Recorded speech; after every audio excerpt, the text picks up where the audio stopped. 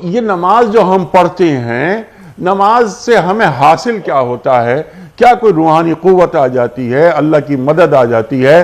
میں خود کو تنہا سمجھنا چھوڑ دیتا ہوں، میری تطہیر ہو جاتی ہے، میری تہذیب ہو جاتی ہے، میرے اندر کا جانور مہذب ہو جاتا ہے؟ کیا ہوتا ہے نماز؟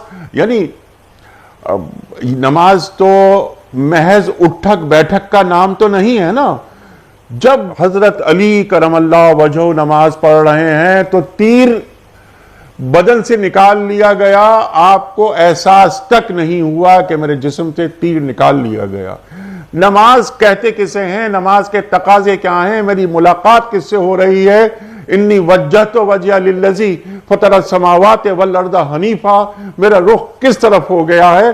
میری ملاقات کس سے ہو رہی ہے؟ ارشاد۔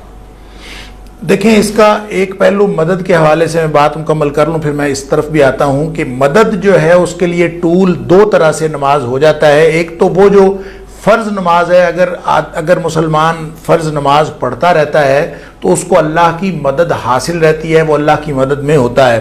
اور دوسری بات یہ ہے کہ انسان کو کوئی بھی ایمرجنسی ہو اور کوئی بھی اس کو ضرورت پڑے، چاہے وہ کسی مصیبت سے بچنے کے لیے ہو، چاہے وہ کسی خوشی کے حوالے سے ہو، کسی چیز کے حصول کے لیے ہو، نبی اکرم صلی اللہ علیہ وسلم کے بارے میں حضرت حذیفہ رضی اللہ تعالیٰ عنہ فرماتے ہیں کہ جب بھی نبی اکرم صلی اللہ علیہ وسلم کو کوئی امپورٹنٹ مسئلہ ہوتا تھا، کوئی مہم درپیش ہوتی تھی، کوئی بھی ایشو ہوتا تھا، تو نبی اکرم صلی اللہ علیہ وسلم نماز پڑھتے تھے۔ اذا حزبہ امر، جب بھی آپ کو کوئی مسئلہ ہوتا تھا آپ نماز پڑھتے تھے، صلی، آپ اٹھ کے نماز پڑھنا شروع کر دیتے تھے۔ لہٰذا اب ہمارے پاس دو موڈز آ گئے اللہ کی مدد حاصل کرنے کے۔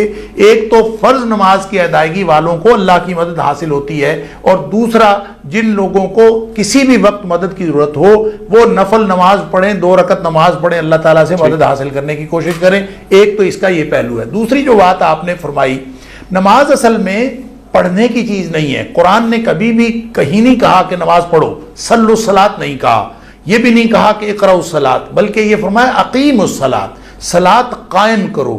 لہٰذا صلاۃ قائم کرنے اور صلاۃ پڑھنے، ہم تو پڑھتے ہیں، ہم سمجھتے ہیں صرف چند الفاظ کی ادائیگی کا نام اور صرف چند اعمال اور اٹھک بیٹھک جس کو آپ نے کہا کہ ان حرکات و سکنات کا نام، ان پوزیشنز کو لے لینے کا نام نماز ہے۔